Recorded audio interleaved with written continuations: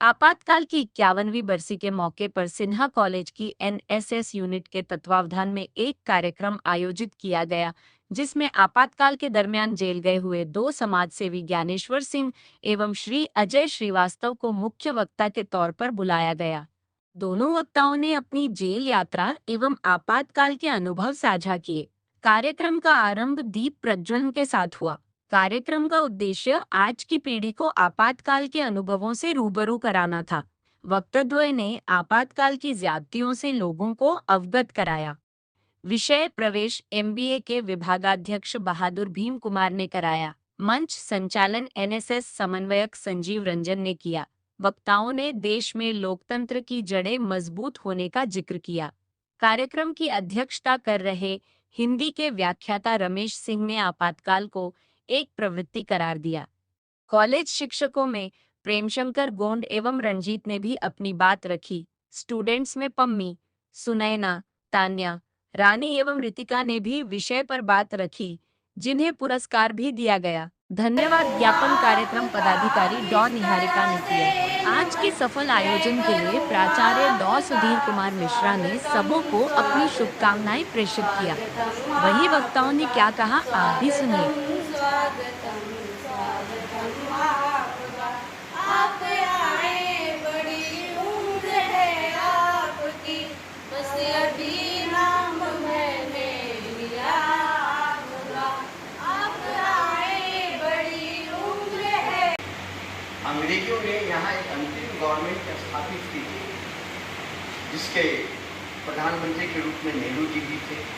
कुछ विभाग अपने पास रखते, सारे विभाग, लेकिन भगत सिंह, चंद्रशेखर आजाद, खुदीराम बोस, ये सारे जैसे लोग जितने क्रांतिकारी थे, वे लोकतंत्र के लिए लड़ाई लड़ रहे थे कि हमारी सरकार आएगी और हमारी सरकार जब आएगी तो इस देश की समस्या को सुनेगी और इस देश में अपना शासन, जनता का शासन।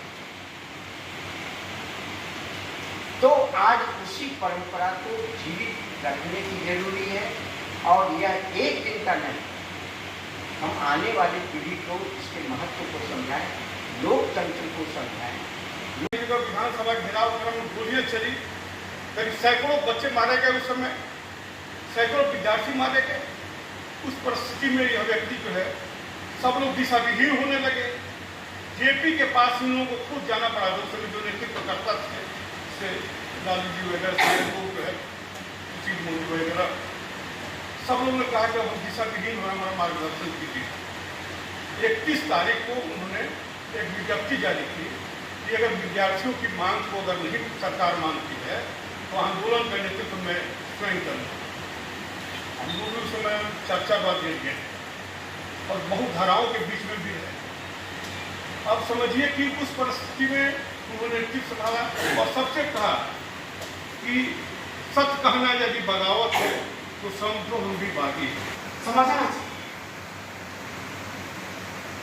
तो एक बतौर एक पक्षी के जो पिंजरे में बंद है, उसके लिए वो लिख रहे हैं, लिखते हैं कि हम पंछी और मुक्त गगन के पिंजरबद्ध न गा पाएंगे, कनक टीलियों से टकरा कर उनकी पंख टूट जाएंगे।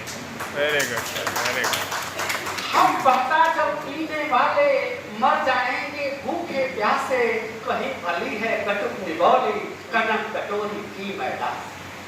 आपातकाल शब्द को ही सुना है, हम लोगों ने आपातकाल को देखा नहीं। तो सुनने में जो चित्र बनता है, उस चित्र से ही हम लोग समझते हैं कि आपातकाल इस देश के लिए एक बहुत ही दुखदायी और असहनीय दिन रहा, क्योंकि जाके पाँव फटे न देवाई, सोचा जाने पीर करे। दो वक्ताओं के माध्यम से हम लोगों ने बहुत जानकारी प्राप्त किया। अब ये आपातकाल सिर्फ हम लोगों को उस समय का परिदृश्य न दिखाता है, यह हमेशा जब जब शासक जो है तानाशाह होगा तब तक यहाँ की जनता उस तानाशाही शासक को सबक सिखाएगा। किस माध्यम से? तो लोकतांत्रिक माध्यम से। और वह ताकत हमें कहाँ से प्राप्त होती है? तो हमें संविधान से प्राप्त होती है। मिलकर एक बेहतर भारत का सपना सजाएंगे। सम्मानित शिक्षकगण और यहाँ उपस्थित हमारे प्रिय साथियों, आप सभी को मेरा नमस्कार।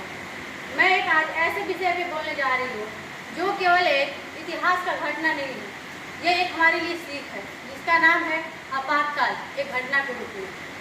25 जून 1975 की रात दरमियान जब संविधान के अनुच्छेद 19 का उल्लंघन किया गया और प्रेस की आज़ादी छीन ली गई तथा अखबारों पर सेंसरशिप लगाए गए तथा विपक्ष के नेताओं जैसे लाल कृष्ण आडवाणी, अटल बिहारी वाजपेयी, मोरारजी देसाई और जॉर्ज फर्नांडिस जैसे महत्वपूर्ण नेताओं को गिरफ्तार कर जेल भेज दिया गया।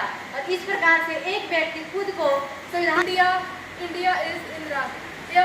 तब हमने देखा कि जब कोई नेता राष्ट्र को पर्याप्त मान लेता है तब लोकतांत्रिक मूल्यों का पतन और तानाशाह का बुनियाद शुरू हो जाता है।